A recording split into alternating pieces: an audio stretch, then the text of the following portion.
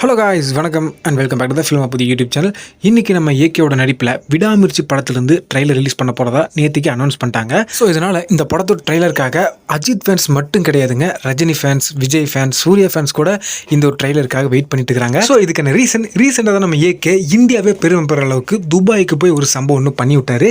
So இதனால நிறைய haters நம்ம ஏகேவோட ஃபேன்ஸாக கன்வெர்ட் ஆகிட்டாங்க. அது மட்டும் இல்லாமல் இதுக்கு முன்னாடி ரிலீஸ் பண்ண அந்த டீசர் கட்டில் பார்த்தீங்கன்னா யூஸ்வலான ஒரு நார்மல் கோலிவுட் டெம்ப்ளேட்டில் டீசர் கட் இல்லாமல் இருந்ததுனால ஏகேவை வேற ஒரு ஜோன்ல கூல் அண்ட் ஸ்டைலிஷா பார்த்ததுனால இனி ட்ரெய்லர் கட் வரும்போது அதுல எக்ஸ்ட்ரா ஃபுட்டேஜ் கிடைக்கும். அதுல நம்ம ஏகேவோட ஒரு டிஃபரெண்டான ஜோனை பார்த்து வைப் பண்ணலாம் அப்படின்றதுக்காக நிறைய பேர் இந்த விடாமுயற்சி ட்ரெய்லர் கட்டுக்காக ரொம்ப எதிர்பார்த்து காத்துக்கிட்டு இருக்காங்க.